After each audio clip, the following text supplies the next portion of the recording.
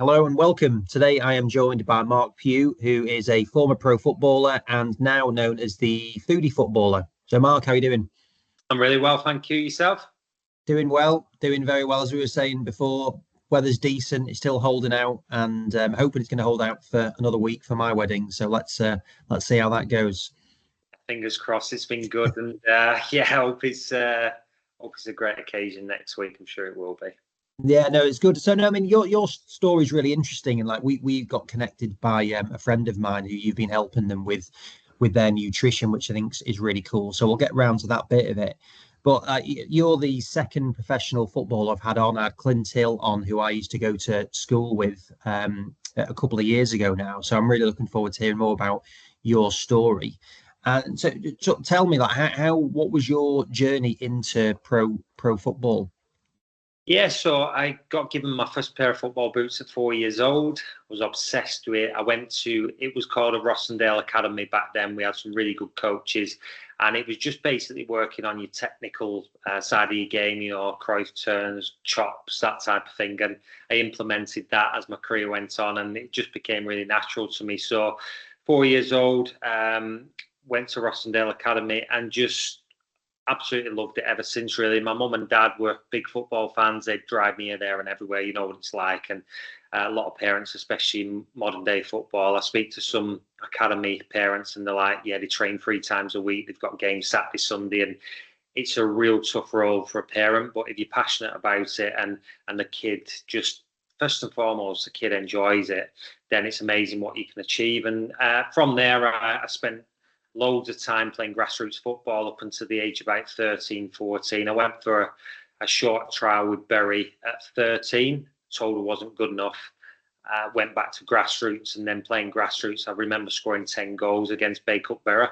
We beat them by 23-0, something like that. It was a ridiculous scoreline. And a Burnley scout was there. So they had a look at me, went for a trial, and then I went on to sign my scholarship with Burnley. So, yes, I just spent my younger days enjoying football, playing with my mates, playing grassroots, and not thinking too much about it. I knew deep down I was good enough to be a professional footballer. That's all I wanted. That was my main focus up until the age of, well, since I retired at 35, 36-year-old. You never made it. You've got to keep pushing because there's always someone looking to take your place. So you've got to be on it at all times and try and improve those small percentages. Yeah, and that intrigued by like your teachers because everyone wants to be a professional footballer. Everyone like that's an aspiration. But how encouraging were your teachers, not just your sport teachers, but like the general teachers for you in that? Yeah, it was quite funny actually. I was speaking to my wife about this the other day. So one of our teachers, he was an RE teacher at the time, and he took our football team. And I just left school at the time and signed for Burnley. And she said to me, he basically said to her, I don't know why he's wasting his time. He's never going to make it as a professional footballer. And when she told me that at the time, that was fuel to the fire. I think when someone sort of puts that doubt in mind, I know my mind is everything, and the stronger your mindset, the more you can achieve. I believe you can create your reality with your mindset. So that was a kind of fuel in the fire moment. But there was a lot of teachers who were really, really complimentary, and they always tried to ingrain that self-belief, that confidence, because at the end of the day, you can be the best player in the world. You see some of these top athletes who go through stages of their career where they're not performing the way they can, and I believe it's linked to the mindset and that self-belief. So my early coaches, Andy Sasimovic, he now, I think he works for City at the moment. He was at Rossendale Academy when I was there. He just had that unbelievable aura about him. He'd always drill that confidence and the ability into his players. And I look back on those early days and that growth and that resilience of having to deal with people telling you you're not good enough. And it really did build my character to become a better player. And so in that, because everyone says, oh, mindset coaching and all of that stuff, it's a new thing. But whereas really, I'm sure, like you just mentioned there, that, the people that you've worked with there, it may not have been an official title, but how much support and training was there in that? There wasn't a lot back then, if I'm completely honest. I had to really work at my mindset. When I got released, which we'll talk about, I'm sure, in the next 10, 15 minutes, when I got released from Burnley as an 18-year-old kid, that was one of those moments where you either sink or swim. And I did a lot of work, visualization, writing down affirmations, setting myself goals, and just building that resilience and character, as I've said. So having to deal with those setbacks early on in my career. I mean, I got released from not released because I hadn't even signed from a 13-year-old, told I wasn't good enough. And I believe, looking back, that made a huge difference to me. And as a kid, you either go one way or the other. There's a lot of kids who are maybe a little bit, they need the arm around the shoulder. I was the type of person who needed a bit of a rollicking if I weren't doing the right things. And Terry Pashley, who was my Burnley youth team coach at the time, really old school, but I loved him. He was honest as the day gone long, and he'll tell you if you're not good enough. He'll tell you if you're performing well. But it's like you'd be getting a massage on the massage table and he'd kick you off. He'd be like, come on, you're only 16, get off the bed. And it's things like that you look back and you're like, yeah, that was that character building stage. And yeah, it's incredible how if you do the small things well, and especially, we'll speak about nutrition as well. I didn't know how to fuel my body back then. My mental clarity in school wasn't great, and small things like that, as I got older, I learned to improve, and it's made a huge difference with everything. And it took my game to the next level. So in terms of like those affirmations and dealing with the setbacks, then, so who helped you with that, if anyone, in terms of, right, you've got two options here? Like, how did you come to that conclusion when you were released at Burnley, and why did you get released? Like, how was that? How were you told?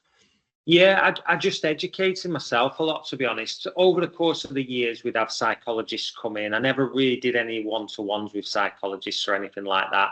I just felt like I was in a good place. I've always had a really real interest on trying to educate myself, improve myself daily. And it probably came from the age of 16 to 18, I had a really good time at Burnley. The youth team manager loved me. They wanted me to get a contract. I played in Stan Turnham's testimonial before he left Burnley at the age of 16 against Man United. Goals, gigs he played. Some of the listeners might be bit too young to have seen them play, but they were incredible. I ended up scoring a goal in that game, and on the back of it, Stan, I was on the bench in the local derby against Preston, on the bench in the cup against Villa and Preston as well at the age of 16, and I felt like I was getting somewhere. But he left the club, and Steve Cottrell came in and didn't really like me as a player. I wasn't his type of player. Wasn't a big 6'3" striker. I was playing striker at the age of 17, 18. I was on the wing and then gradually moved up front, and I ended up scoring 17 goals in 11 games for the youth and reserve teams. But I didn't really have a training session with the first team under Steve Cottrell. And it was around March time, my contract was running out. I knew he didn't particularly like me, to be honest, but I was stood outside his door, and something inside me just said, knock on his door and let's have an honest conversation. I was cacking myself, to be honest, because, as a 18-year-old lad, when you are knocking on the first team manager's door, and let's be honest, if anyone has come across Steve Cottrell, he's not the most warming guy, that's for sure. So I just went in, I said, look, I just want to be completely honest with you. I've had a really good season for youth and reserve team. I'm in your plans. Am I good enough to be a professional footballer? And he just said, to be honest, Pugh, you're not good enough to make it as a professional footballer. It wasn't as nice as that. But yeah, that's basically what he said to me. And as I went out the door, only recently, about 2 or 3 years ago, one of my old youth team managers, Vince Overson, recently enlightened me that he went out to that meeting and went into their office ranting and raving and calling me big time. Who does he think he is coming in my office? And all I really wanted was a little bit of clarity on my future. But it kind of worked out well, because from March to May, there was about 8 games left of the season, and I ended up going for a connection I ended up getting a little trial at Bury in League Two at the time, and they give me 8 final games in League Two. So rather than playing reserve and youth team football for the remainder of that season, I managed to get 8 games at League Two, and they signed me on the back of it. So firm believer everything happens for a reason, and my gut did really turn out to be the best decision I ever made. Yeah, it's funny, isn't it? Like you mentioned it a couple of times, like your approach and reaction to stuff dictates a lot of it, doesn't it, in terms of how you deal with it. So yeah, no, it's really interesting because Stan Turner, like he's got a reputation as well as being quite a character. And it's funny like how the manager, well, it literally can change for you as a player. It's like no other business, is it, football? You're in and then all of a sudden new manager and you were out in that instance. So like, how did you get used to that? Oh, like how was it your mental thing of like dealing with it?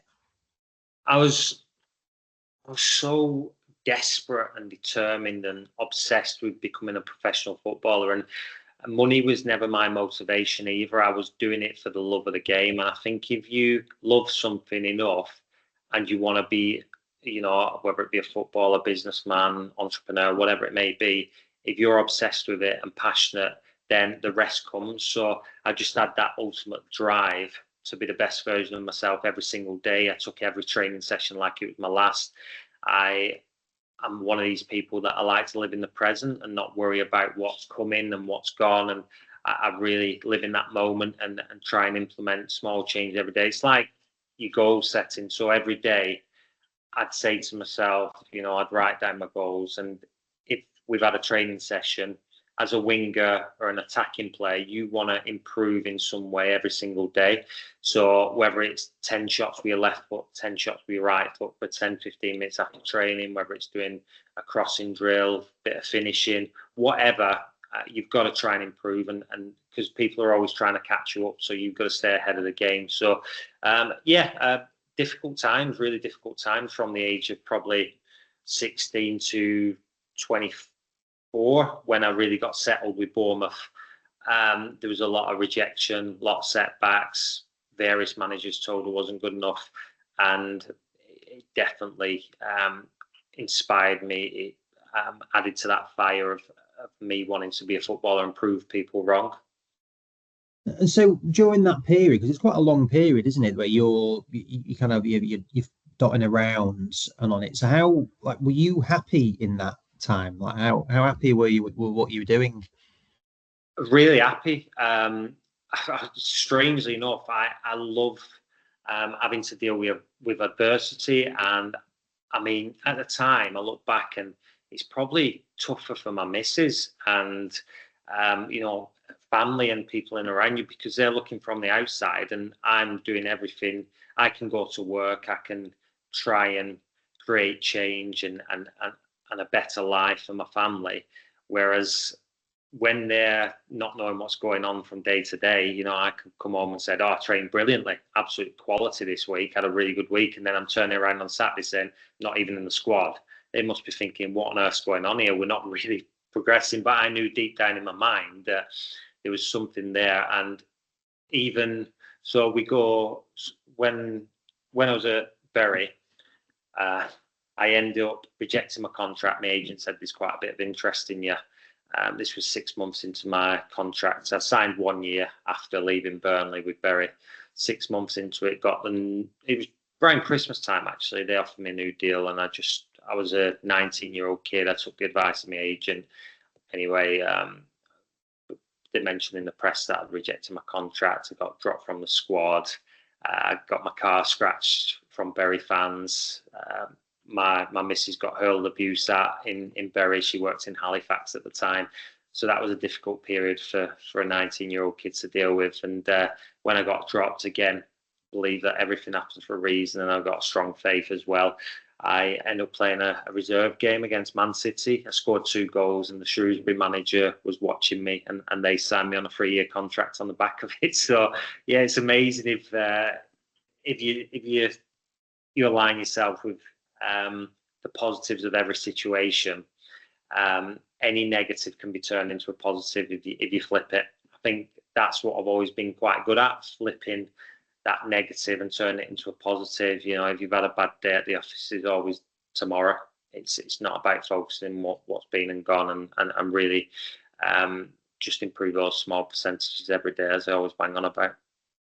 I think it's a great attitude, and I would say I'm the same sort of thing. And you do have times when it's like, I Yeah. think I do sense there's a lot of negativity in the world, particularly like now. There's everyone slating everything, social media, like you see comments on stuff, and it's just like, who's benefiting from this stuff? Like, I don't. What is it like? Would you say you're normal from that perspective? Like, what's it like in the footballing world from that capacity? I mean, I speak to a lot of people, and if they got beat on a Saturday, they really let it affect them on that Saturday evening and Sunday, and they're miserable with the family. But I was always really good at just leaving work at home. I'm not saying everyone's like this, and I'm not saying I've always been like that, because in my younger days it was completely different. But once I got more experienced, I started fueling my body properly. I was cutting out ultra processed foods, eating well, hydration was good, sleep was good. Doing my yoga, doing my mobility, recovering properly, and making sure my routine and habits were good. My mental clarity was so much better. And once we played on a Saturday, win, lose, or draw, that'd be done. Put it to bed, go home, enjoy your time with your family. I think it's really important. And then have a day off on Sunday and just be in a good mood, and then move on. Obviously, Monday, yeah, you can analyse, you can work out where you went wrong, go through your clips with a manager, and then you've got a new week, you've got to move on. And I think that's the way I sort of live my life, especially from the age of 25 onwards. I think that was a big turning point for me, for obviously getting promoted to the Championship with Bournemouth, and going up to the Premier League as well. And you've obviously got to have buy-in from your family as well, and that support. And I had unbelievable support from my wife, and I think having two kids as well at the time really changed my perspective on everything, because you're not just going out to play football now. You've got to provide for your family. You can't just be playing League One, League Two football, getting released and going around in circles all the time. So that's where I really started to focus on what I wanted in life, and I began to create vision boards and become more visual with what I wanted to achieve. Yeah, it's really interesting on it. And like we were talking before, just about you've got together with your wife when you were really young. And like how helpful has that been? Like what impact has that had for you? You mentioned a bit of it there with your kids and stuff. Yeah, massive. I met my wife, she was 14, I was 15 in school. We've been together 23 years. We got married really young. I was 22, she was 21. And it's made a massive impact, because as a 17, 18-year-old lad, you know what a lot of footballers are like when they're single. They might be going out a little bit more than they should. I never really enjoyed going out on a night out. I prefer to go to a restaurant and just have a chilled night in, to be honest. I've always been that type of person, but you can be led astray when people are saying, come on, what have you got to stay in for, and stuff like that. So I just enjoyed playing a game of footy, going back home, either in my younger days, have a takeaway and stuff. It wouldn't happen today. There'd be no takeaways with a missus, and just have a quiet one. I think it made a huge difference, and she was always supportive, encouraging. Moved away with me to Shrewsbury. We're based up north. At the age of 19, bought our first house. We stayed there for 3 or 4 years. Then I got released from Shrewsbury at the age of, we had a change of manager again. I was 20, trying to remember my ages, 21 at the time. The change of manager, he called me in, and I had a year left on my contract. I was on my honeymoon at the time. I was 22, sorry. I was on my honeymoon at the time, and I got a phone call from the agent saying the manager doesn't want you anymore. You've got a year left of your contract. You either take this money he's offered you, or you sit in the reserves for the season. So it was nowhere near what my contract was worth, but I just thought I had to take it and try and get another club. And that was three days later on my honeymoon. I got a phone call saying Hereford want to take you for a season, and I spent a season with Hereford. And it's like, I remember saying to me on our honeymoon, like, where do we go from here? We're everywhere. And I said, look, we can stay in Shrewsbury. I can travel an hour and a half to Hereford. It's not a problem. But I said, I'll play in the Premier League one day. I really believe that. She must have thought it was bonkers. But I did believe it. And I knew all these setbacks along the way was building me up to, for something special. And that was kind of my breakthrough season at Hereford. It was really tough travelling an hour and a half, hour 45 every day. I'd stay down on a Friday before the game on a Saturday, but I stayed injury free all season. I ended up playing 46 games, getting 14 goals, 11 assists. And 3 of those goals, 2 in the home fixture and 1 in the away, were against Bournemouth. And Eddie Howe took a shine to me, and he had me watched 6-7 times. I think I know the scout quite well who was watching me. We had quite a close relationship in the end, and he said he had me watching you at games like Notts County away, Grimsby away, because he wanted to see what your character was like when it was horrible, when the conditions were rubbish, when your team was getting beat. So it's amazing the due diligence that managers put into signing a player. It's not just like, oh, he's had a good game against us, we'll sign him. Especially Eddie Howe, he's on it, and he wants to know the attitude, the character, and obviously the ability as well. Yeah, that's really interesting. I've got a couple of questions around that because I love Eddie Howe. He's an Everton fan, isn't he? I'm an Everton fan, so it's. But like, so for you, like financially, then, so you're moving around all this. You've bought a house there. You know, your wife's kind of dictated by what you're doing. So how financially secure do you feel like when you're there? I was living month to month up until probably the age of 20, 24, 20, 25, I'd say. We had 2 kids at the time, at 25 years old. Did we have 2 kids? No, we had around that time anyway, 1 or 2 kids. I think it was 26 when we had both. But it was sort of living month to month, because Bournemouth, we were originally from up north. It's really expensive to rent down there. We ended up renting a place near the beach. It was quite expensive, so we ended up. My missus fell pregnant. We ended up moving somewhere else again, and we ended up moving 3 times in the space of like 2 or 3 years, just for rental and the cost of living and stuff. And yeah, it was tough. I mean, you just pay your bills, you carry on. League One, League Two. I know if you're at the top end of League One, the wages are a little bit better these days. But yeah, it was difficult, and you're always thinking, look, I've moved 3-4 times in the last 5 years. I don't want to be doing this all the time. You know, my wife's been unbelievable. She's moved 6 hours away from home, and the day we actually moved down, she felt nauseous, and she was due to start a job with the Halifax, and she took a pregnancy test and fell pregnant as well. So dealing with 2 kids on her own whilst I was, traveling here, there, and everywhere. We had away games, and especially if you've got a game Saturday, Tuesday, and you're staying away for a couple of days, it's really difficult. But you've got to have that support system, and she was incredible. And yeah, it's financially, people think you're a footballer, unless you're in the Premier League Championship. I mean, League One, League Two, it's about that grind. It's about trying to get to that top level, because at the end of the day, that's where everyone wants to be. Yeah. If she's there, I'd be intrigued to see what she was making of it then, like in terms of her mindset on it, because yeah, that is really tricky. So like, so you you're being watched by Eddie Howe and Bournemouth there. So at what point do you start talking to him? Like, what's your interaction with him? Non-existent, really, to be fair. You get an inkling. Your agent will say to you, look, you've got a bit of interest from Bournemouth. This was around the March time, April time, towards the end of the season, because I only signed a year contract with Hereford. And at the end of that season, he said, yeah, there's some strong interest. Eddie Howe wants to meet you. So Hereford offered me a new contract, £100 less than I was on the following season, and I had a really good year. So that was a no-brainer. I was rejecting that contract, although I enjoyed my time there. So I went down to Bournemouth with my agent and my wife, and we met Eddie and Jason, and we just struck up that instant connection. I loved his philosophy, his attention to detail. He was articulate.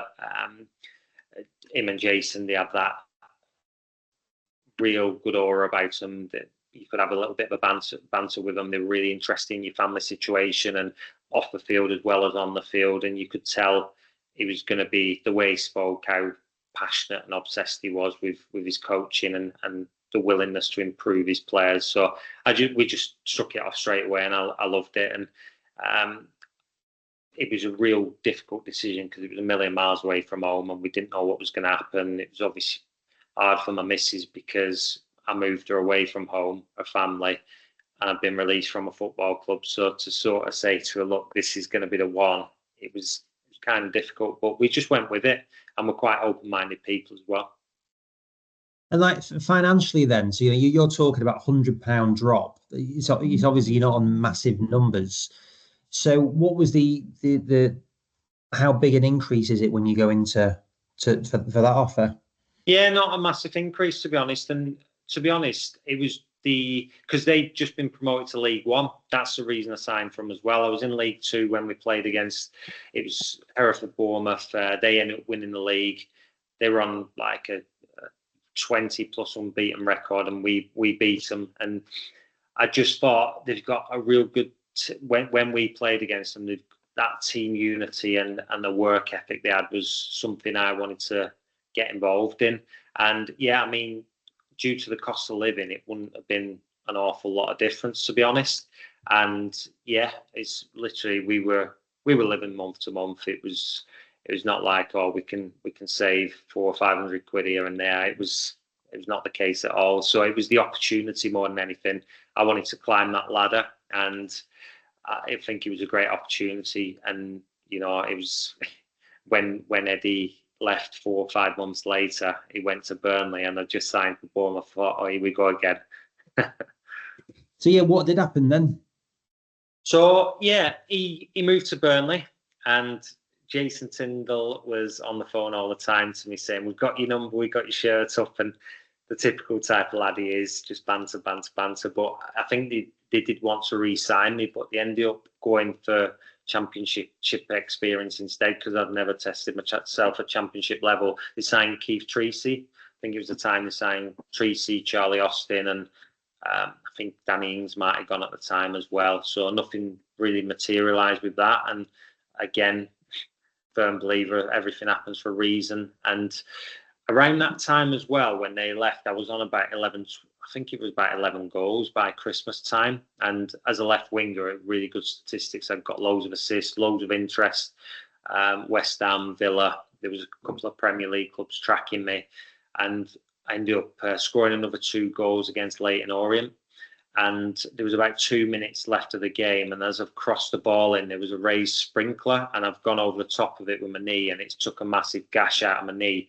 It was about 2 millimeters away from ending my career, the surgeon said. So literally just went to East London Hospital, got that stitch back up, and I was back playing within a couple of weeks. But the issue was I couldn't get back to the level I knew I was at, because every time I tried running, the stitches kept splitting open. So in hindsight, I should have probably let it settle for about 6 weeks, 4 or 6 weeks, just till the stitches had completely healed. So the interest died down a little bit, just because obviously I wasn't performing like I were. And we got to the end of the season.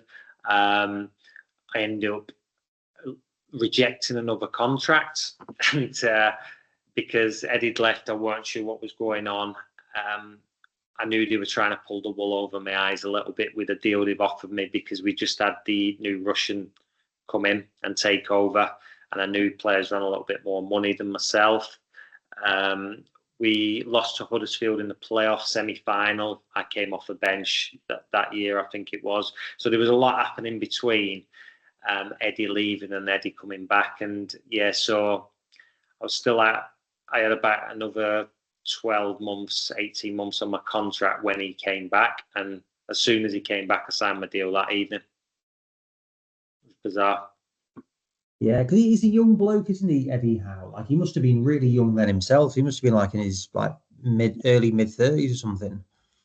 Yeah, he was young, and but he had that authority about him from quite a young age. You didn't want to knock him off. He comes across in the media. He's top. He's really and he cares about his players.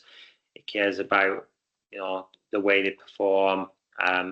He takes it on his shoulders if they don't perform well, because he don't think he's prepped properly. So he's that type of guy. He wants success for everyone. But if you stand and slip in training, he's on you. I remember players they've had to do a forfeit, whether it be in the rondos, they weren't, performing well. And it was like 10 press ups. And if you did 9, he would be watching it the next day, and you'd be in the office, saying, and it'd be like, why have you done 9 press ups instead of 10? I told you to do 10. And it's that attention to detail. He just says, look, if you're going to do 9 instead of 10, then you're going to cut corners on a Saturday as well. That's why whenever I got a forfeit, I'd always, if you're up to 8 and you miscount, it's like, I'll do extra, do 12, 13, just chance, because you didn't want that conversation with him the next day, because he's really articulate with everything he does. And then, so how, I've had a similar thing at Steve Hard, who I know you work with there as well, is like, so he talked to me about what it was like and going through that whole process of getting promoted and those bit of it. So from your side, on the playing side, how did you find going up in level physically and mentally?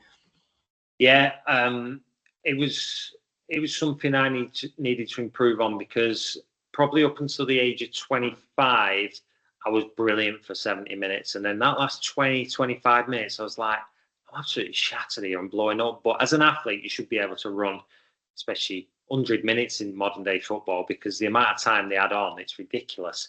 So yeah, when Eddie came back, we had the new Russian owner in, and they offered me the contract. I felt like I have a chance here. It was not life-changing, but it had great incentives. If we got promoted to the Championship, which felt a million miles away, because when Eddie came back that season, we were, I can't remember 100% where we were, but we were like just above the relegation zone, like 17th, 18th place. He came back, we were playing Stevenage, Leyton Orient, sorry. I ended up scoring. He was watching in the stand, and we ended up beating them. And since that night, I think we went on a 21 game, might have been more, unbeaten run, and we got promoted that season. And it's amazing how just the change of a manager, the impact it can have on a squad. We had the same players, didn't really sign. We ended up signing Matt Ritchie and one or two others along the way. Can't remember the exact dates, but we had a squad that the majority of them have never played Championship football, but we're all pushing in that same direction. And if you've got a team full of positive people pushing in that one direction, then you've got a hell of a chance. I mean, I'm always a big believer in surrounding yourself with positive people. If you surround yourself with negative people, you can become quite negative. So yeah, that was big for me. I mean, just working hard together, just wanting to be successful for each other. Even the subs bench at the time, you could tell, even though they weren't on the pitch, they were like buzzing when we won games. Sometimes you see the subs and they're like miserable as, and it wasn't the case. So that season we got promoted, and then Championship level was an eye opener. I'd never tested myself at Championship level, so I just looked at how Arsene Wenger back in them days, how we had that Arsenal team, and like they were robust, resilient.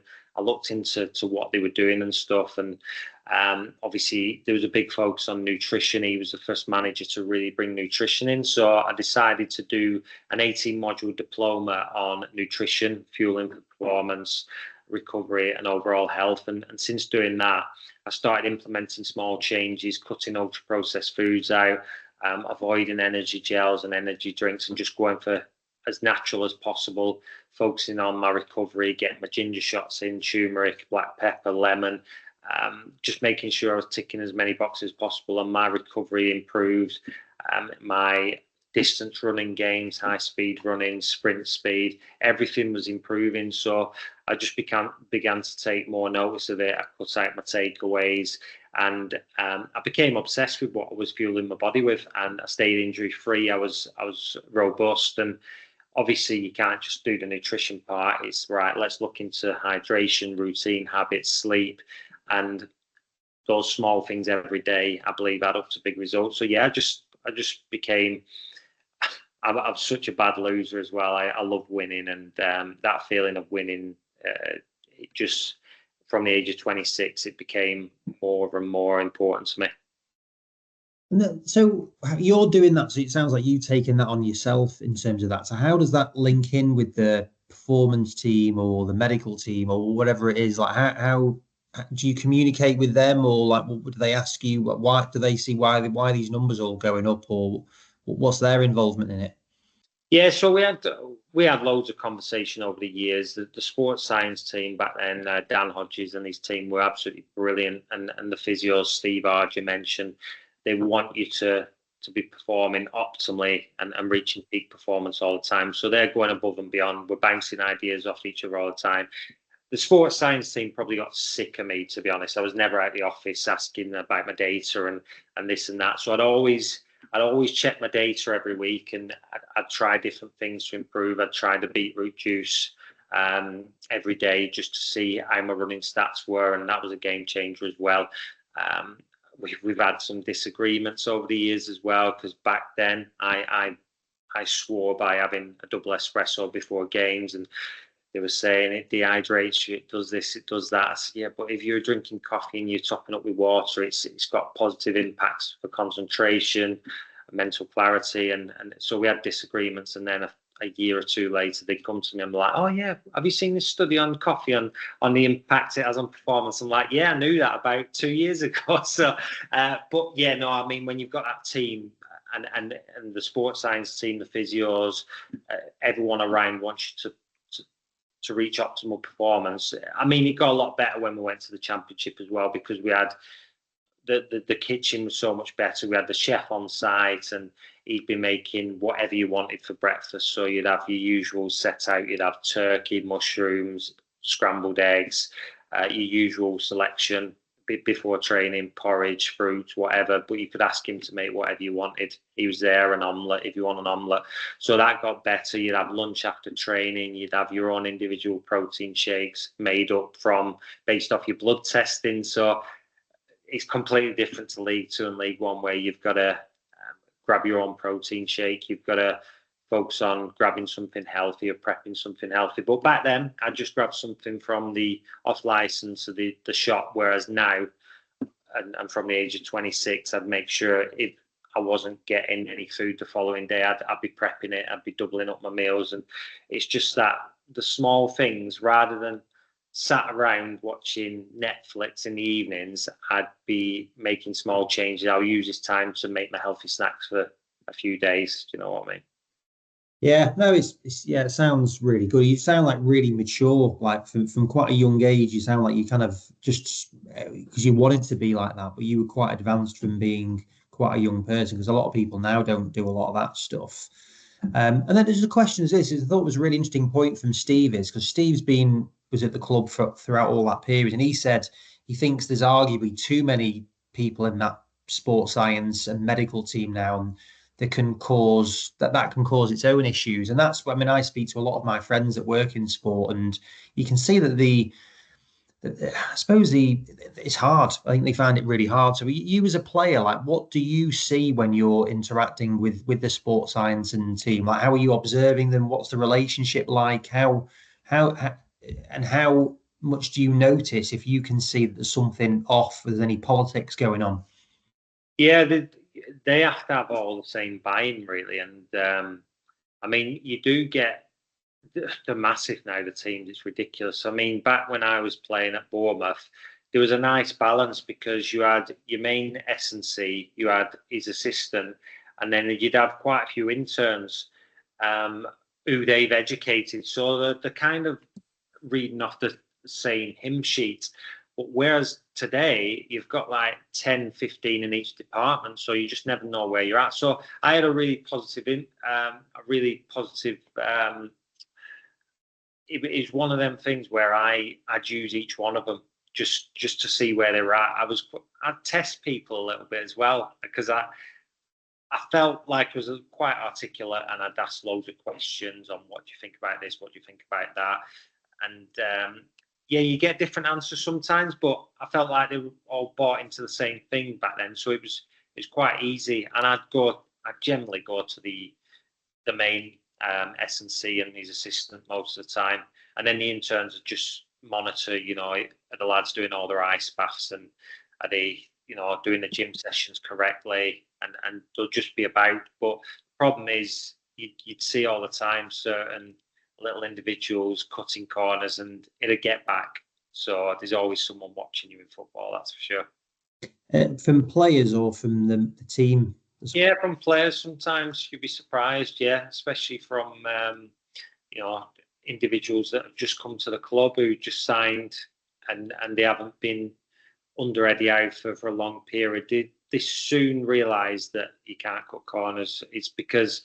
it's sometimes cultures as well. You find a lot of different cultures. They're not mad on doing gym work and stuff like that, but it's really important for not overall strength, but robustness as well towards exercise and staying injury free. And I always say to people, it's not about looking good in a pair of Speedos. It's about keeping your body in a good frame, just so you can go out and perform on a Saturday as well. And when I spent long spells out of the team, especially in the Premier League, that became really important to me, doing your running sessions on a Saturday and making sure you do your gym sessions, because when you're called upon, if you haven't played for 3 or 4 months at a time, you need to perform for that one game. Otherwise, you're just going to be overlooked. Yeah. How much do you ever visit the training ground before you sign? Does it play any impact? Like, you're speaking to the manager and Eddie Howe inspires you, and that sounds all good. But do you ever think, actually, I want to see what's going on at the facilities wise? I want to check out what the medical facilities is, or does that not play any role? I never had the privilege of having a decent training ground to go view, to be honest. When I went down to Bournemouth, we met in Prezzo, treated me to a Prezzo, Eddie Howe. And so we went from Prezzo, and then they took me to see the training ground. But it was basically, we trained at a place called Camford Magna. And it was a lovely private school, to be fair, but they just had some pictures on the back. So that was our training ground. And once we trained, this was early on, we'd then drive to, it's like, I think it was a cricket club, and we'd get soup and sandwiches, and it wasn't a very good pre-training meal, post-training meal, sorry.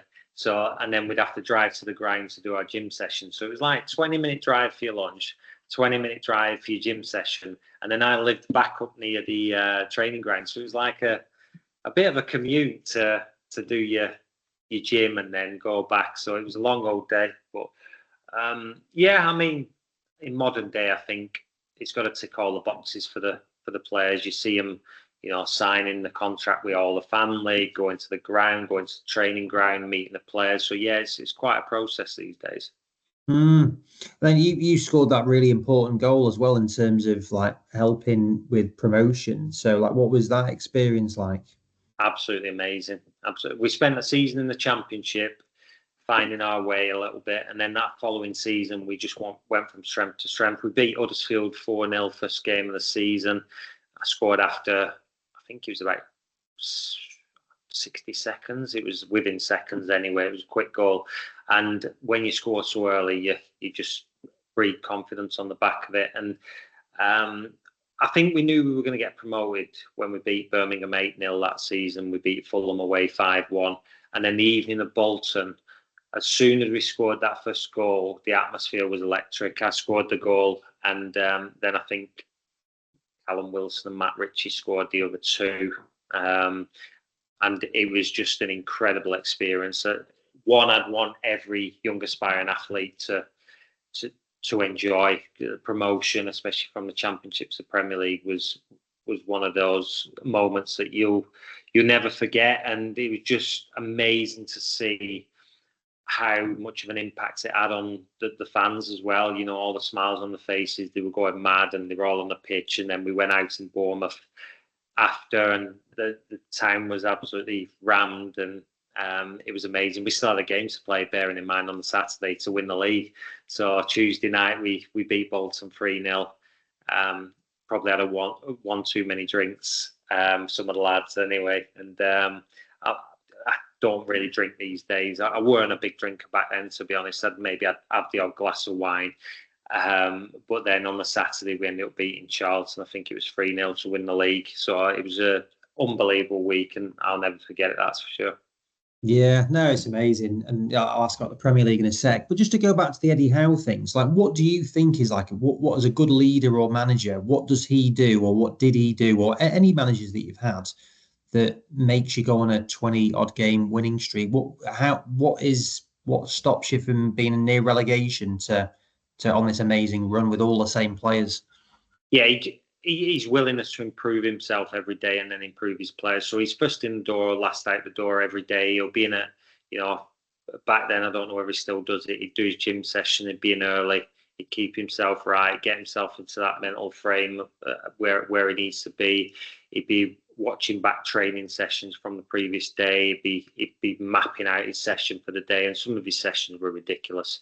He'd pull us into the media room and he'd have like just arrows and things going off everywhere, and you're looking at thinking, what on earth is going on with this? And then he'd get out on the training field and it had become so much clearer. So the attention to detail he puts into his sessions, it's what I found with Eddie as well. You could, under previous managers, it was a bit repetitive, you know, it's like, oh, here we go again, we've got another session, but he'd always be changing it, evolving it, you know, every couple of weeks he'll chuck in a new session that you've never done before, whether it be for example, you're playing against an Everton who's got a deep line block who they might play to counter attack.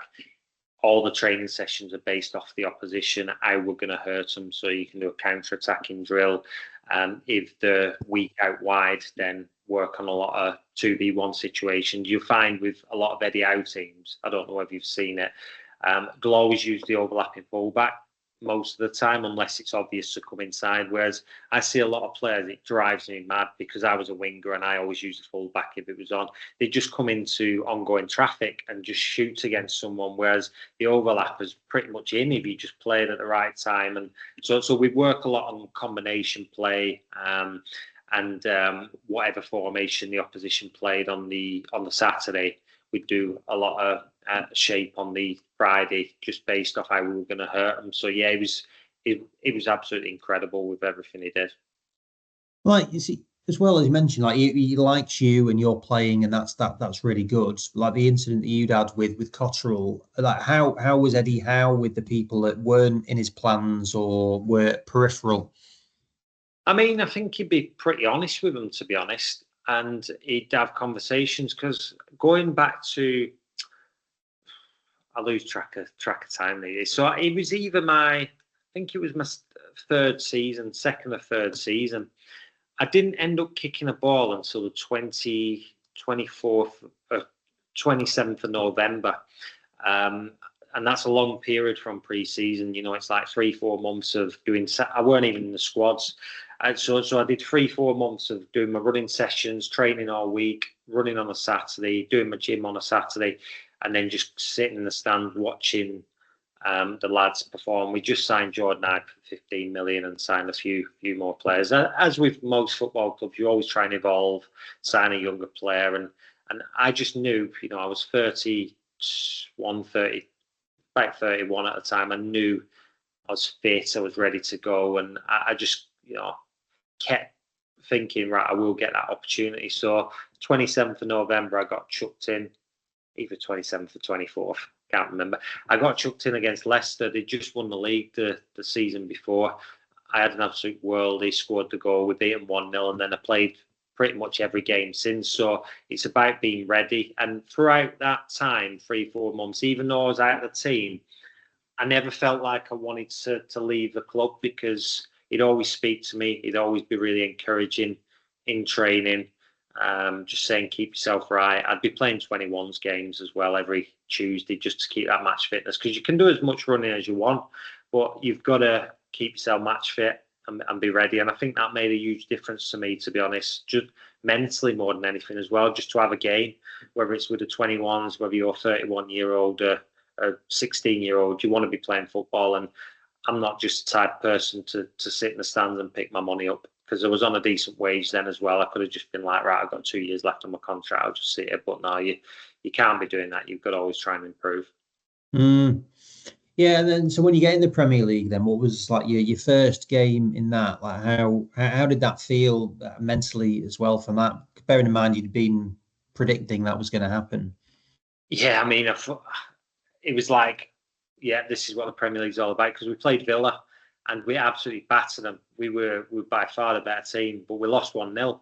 I remember Gestede, he scored a header just whipped it in. One chance, one goal. They didn't even touch us, to be honest, because we played really good free-flowing football and it suited us, the Premier League. And you just realise how the small percentages really do matter in the Premier League. Good strikers only need one chance. But to play in that game was incredible. But I just kept saying to myself, look, that's the easy bit done now.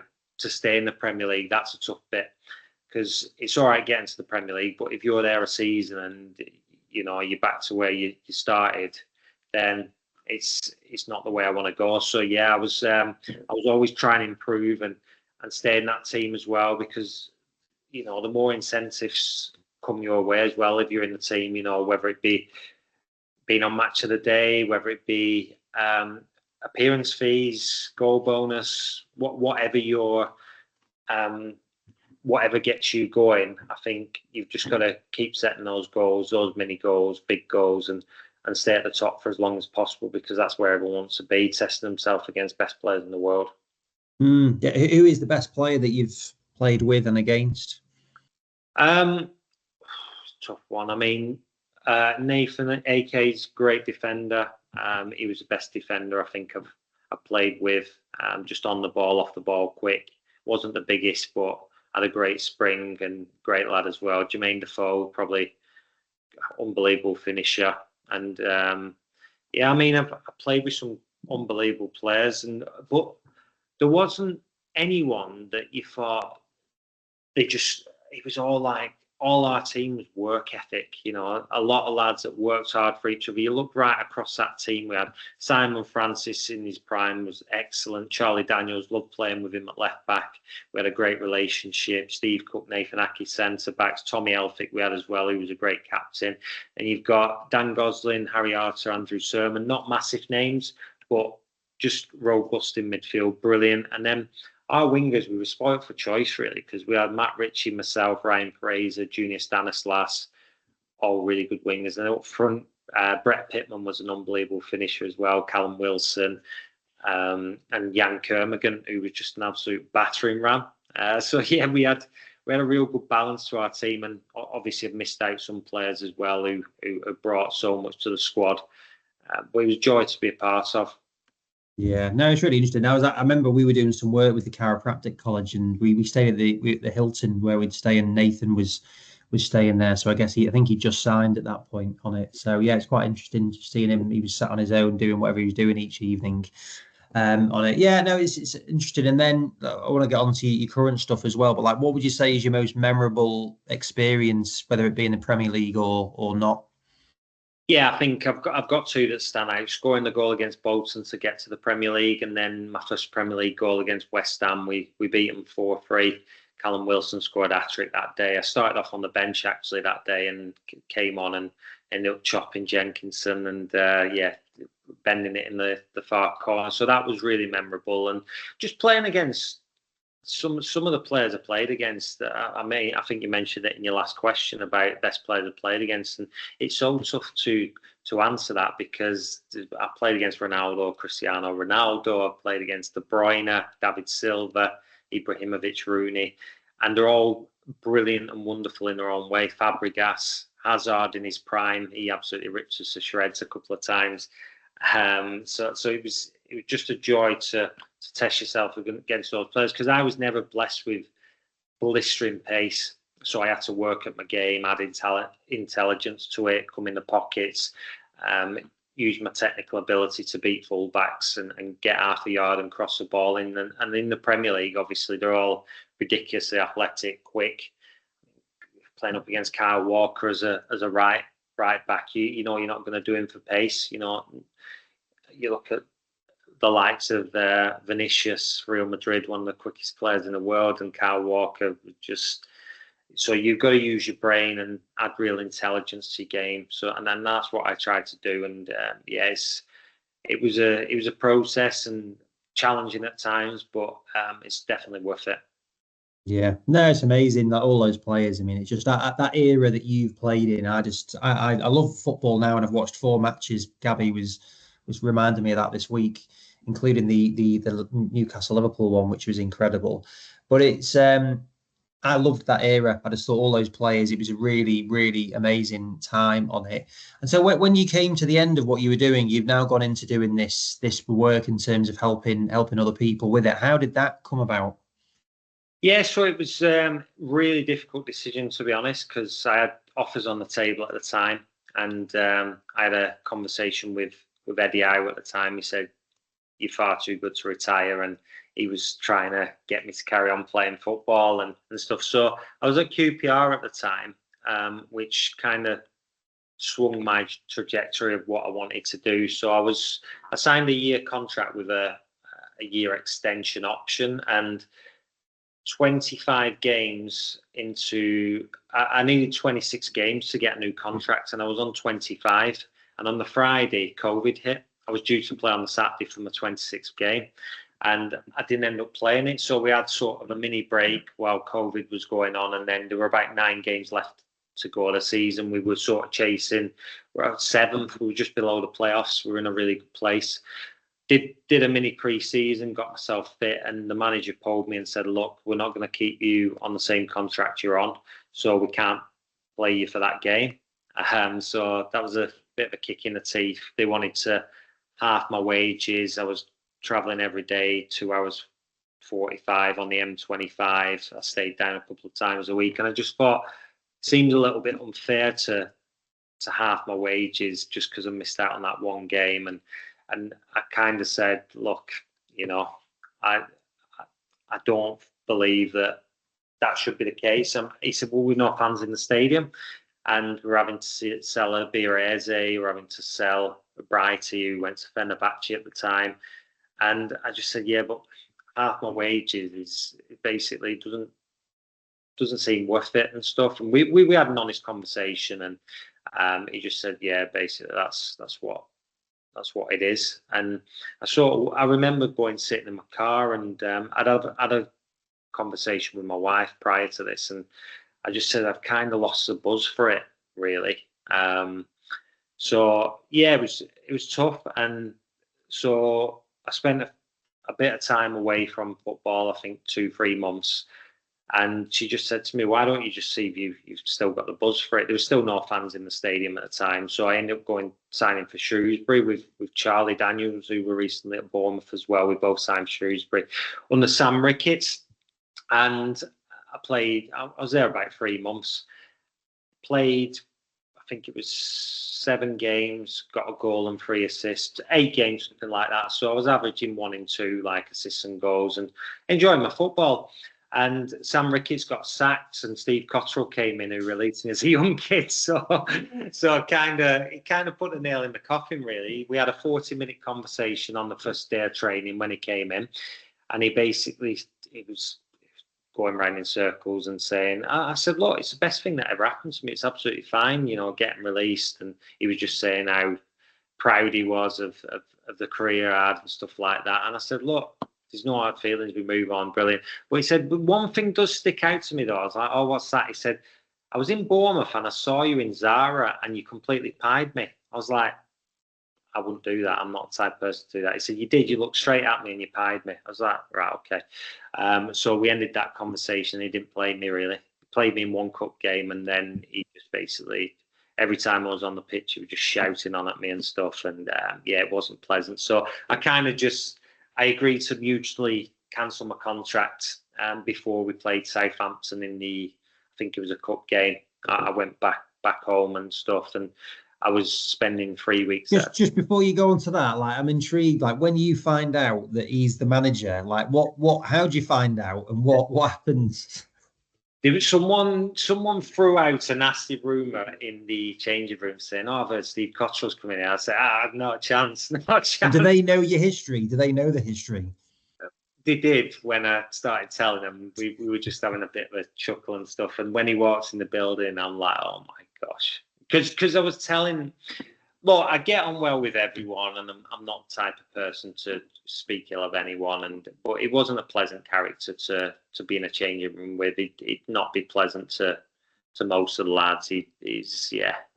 I won't go into too much detail, but yeah, he likes being in control, and his sessions aren't particularly fun. But That's life. Every manager's different, and that kind of just finished that for me. I thought, I'm spending 3 weeks away from my family at a time, traveling from Bournemouth, and it was difficult. So I decided to come away from it, and at that time the LFE came to me and said, do you fancy jumping on the life skills program for the 72 English Football League clubs, educating the younger aspiring athletes on nutrition, on fitness, on performance? So I was like, oh yeah, sounds quality, right up my street. So I jumped into that. We moved back up north, and I had quite a few offers from clubs down south, and I just thought, I'm at that age now where I need to make something else work. Yeah, I love football. It's been a massive part of my life, but my kids are getting a little bit older. I don't want to miss out on, special times with them. And, we try and get away every 3-4 months together, in kids' half terms and stuff. And I wouldn't have that opportunity in football. So while I was still young, I just wanted to have a bit more flexibility to what I was doing. And luckily, before leaving QPR, I set up my Foodie footballer page, and it kind of caught on. People enjoyed what I was posting, and I was trying to help people as much as I can with, fueling well. And I'm all about health and wellness. And at the same time, I set up my online coaching business, and it kind of just grew, and I'm into a bit of everything at the minute. So was there ever any thoughts of going in as a nutritionist for a team? So not full time, because again, you're in that football environment full on. It's like coaching, you put in triple, quadruple sometimes the amount of work, and it's a lot busier than being a player. But I recently worked, not this season, I'm not, but for the last 2 seasons, I worked with Port Vale first team on the nutrition. I worked with them last season. It was great. They got promoted. They had a really good year.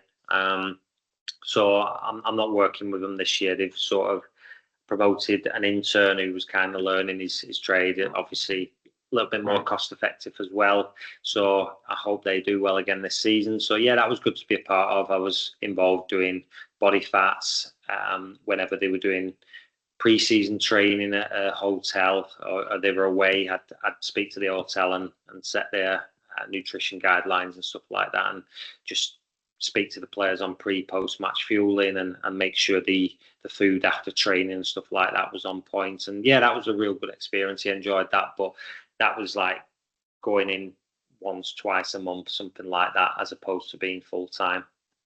Yeah.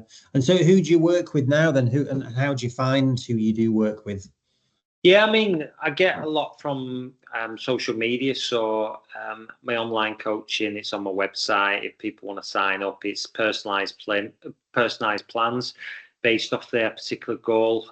So if someone wants to reduce their body fat, for example, I'll set them a personalized nutrition plan, macros, protein, carbs, fats, making sure they're ticking all the boxes with everything, recipes, how to cook it, gym sessions with video guidance based off their goal. I'll also set things such as yoga and mobility sessions, and it's 7 days a week access to me via my app. So whenever they want to bounce ideas off me, they can keep in close contact with me, and we can just get the individual to where they want to be. And yeah, I love going into businesses and helping inspire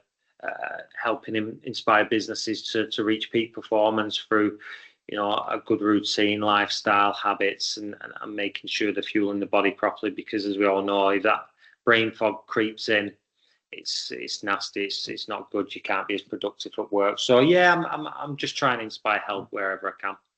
Yeah, no, it's really good. And Matt was really complimentary about the stuff that you'd done with his lads. So yeah, that was where this came from, really.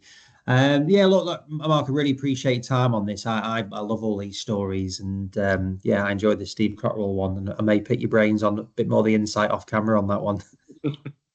Yeah, there's a few stories, there certainly is, but yeah, I'm not the type of person to go battering people. Very wise, very wise. No, look, really appreciate it. Well done with an amazing career, and well done with doing what you're doing now. It's really great. It's great to see your passion doing it. So thanks for sharing it all with me as well. Cheers, mate. Thanks for having me on. Appreciate it. Cheers.